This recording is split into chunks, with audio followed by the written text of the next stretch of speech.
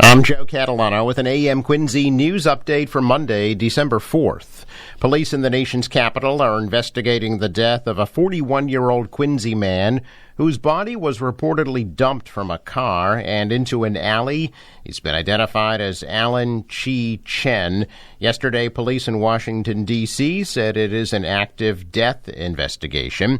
A spokesperson for the Metropolitan Police Department in D.C. says investigators are awaiting the results of an autopsy from the chief medical examiner. According to a document, a person reached out to police on November 30th saying that he witnessed on his camera someone dropping a body out of a vehicle in the alley.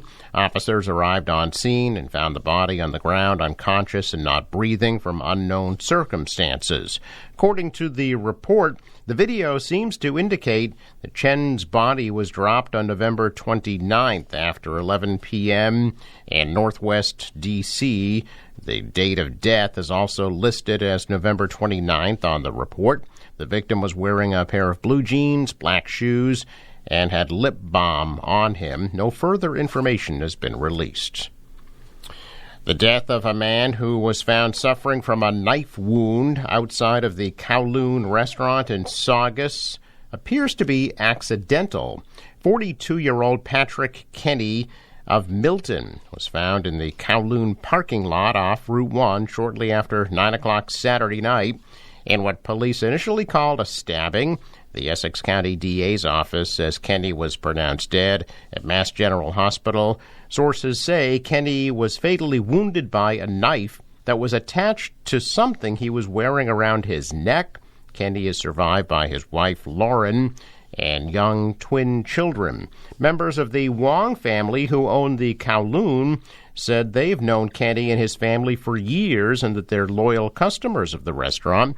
Kenny had taken a bus from the South Shore to Saugus with family and friends to have dinner at Kowloon on Saturday. Kenny's death remains under active investigation by state police, Saugus police, and the DA's office. The deadly incident happened 10 days after a brawl broke out inside the Kowloon the night before Thanksgiving. 4 people have been charged in connection with that fight. A woman is facing multiple charges, including operating under the influence of alcohol in connection with a pedestrian crash in Hanover that left a man seriously injured. Police say it happened shortly after 7:30 Friday night in the area of 104 King Street, the listed address for the American Legion Post 149. First responders found a 35-year-old man suffering from serious injuries. He was rendered medical aid and then rushed to a Boston hospital. The victim, who has not been named by police, was transported to the area trauma center. Police said an investigation into the crash resulted in the arrest of a 55-year-old woman who's been charged with drunk driving, leaving the scene of a crash, and multiple other motor vehicle violations. Hanover Police, the Plymouth County Sheriff's Department, and state police are still investigating. The Quincy City Council is expected to set the new property tax rates for next year tonight. A public hearing about the tax classification rates will be held at 6:30 at City Hall, and councilors are expected to vote on the tax rates after the hearing. Quincy Mayor Thomas Koch is asking the council to take almost $5 million from the stabilization account to reduce next year's tax rate. NeighborWorks Housing Solutions of Quincy says they raised over $265,000 at their recent Open Doors Changing Lives Gala. Hundreds of supporters gathered at Granite Links in Quincy on November for the fundraiser, which featured both live and silent auction items, raffle prizes, and other chances to win prizes. NeighborWorks uses the funds to help support programs including their first-time homebuyer education programs, foreclosure prevention programs, home rehabilitation programs, financial coaching, and to help create new affordable housing developments in more than 75 communities in southeastern Massachusetts. The New England Aquarium is treating a large number of hypothermic or cold-stunned sea turtles that have been washed onto Massachusetts shores in critical condition. The turtles began to strand on Cape Cod in early November. Staff and volunteers from the Mass Audubon Wellfleet Bay Wildlife Sanctuary have been walking the beaches along the Cape in search of cold-stunned turtles and then taking them to the aquarium's Sea Turtle Hospital at the Quincy Shipyard, where they are treated for life-threatening medical conditions resulting from hypothermia and the inability to feed. So far this season, the aquarium has treated 214 sea turtles, 189 critically endangered Kemp's Ridley turtles, 19 green turtles, and 6 loggerheads. And an unusual occurrence, the 5 cold-stunned sea turtles have washed ashore in Hull and Hingham this season, which could indicate more turtles in Massachusetts Bay are inhabiting a wider range of locations. Early fall and winter, hundreds of cold-stunned turtles wash up on Cape Cod beaches.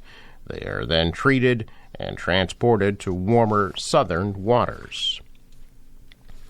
Well, Republican lawmakers in Massachusetts again blocked approval on Friday of a spending bill that includes money for temporary shelter spaces for migrant homeless families, saying the measure should be brought up in a formal legislative session to allow for debate and roll call votes. Democrats are instead trying to push through the $2.8 billion spending bill 2 weeks after wrapping up their formal session for the year. In an informal session, debate and roll call votes are not allowed, and a single lawmaker can kill a bill. The bill would steer hundreds of millions of dollars to the state's emergency shelters, which are buckling under a crush of migrant and homeless families.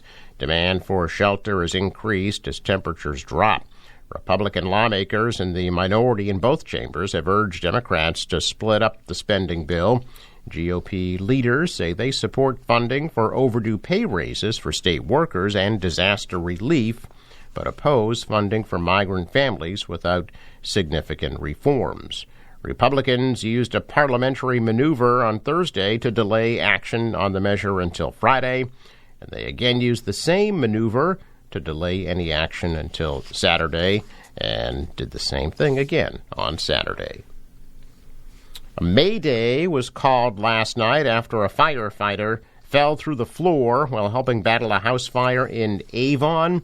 Avon fire officials said there was heavy fire showing on the side as well as the first and second floors of a multifamily home on East Main Street when they arrived, prompting them to call for help from surrounding towns, including Abington and Brockton. Crews believe someone was in the back of the house, but no one was found.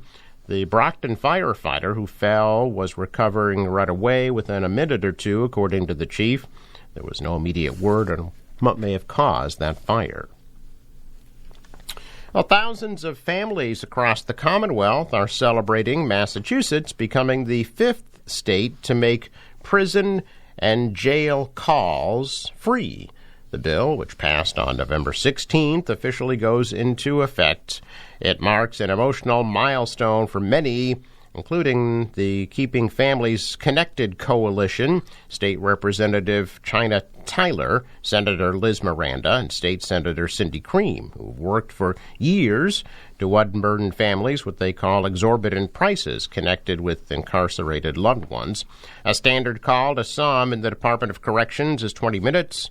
And according to ProgressiveMass.com, the Department of Correction charges 12 cents a minute.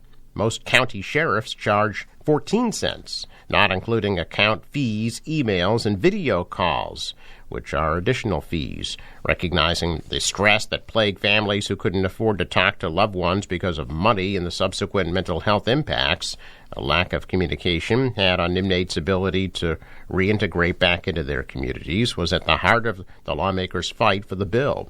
Overall, ProgressiveMass.com calculated Massachusetts families spent nearly $14 million a year in communication fees.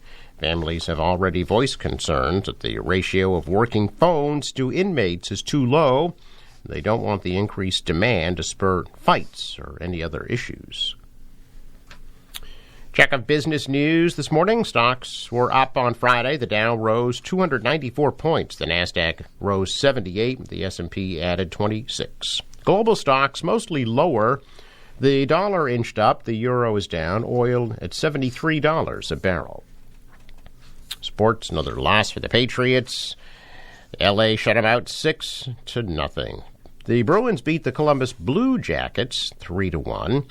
And the Celtics take on Indiana at 7:30 tonight in the in-season tournament.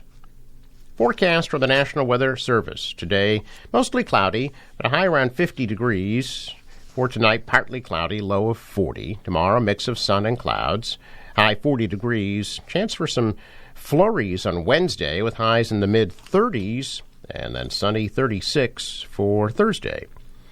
The boater today, waves about a foot, northwest wind 5 to 10 knots. Next high tide 4:19 p.m. Sunrise 6:55, sets at 4:11. I'm Joe Catalano with an AM Quincy news update for Monday, December 4th.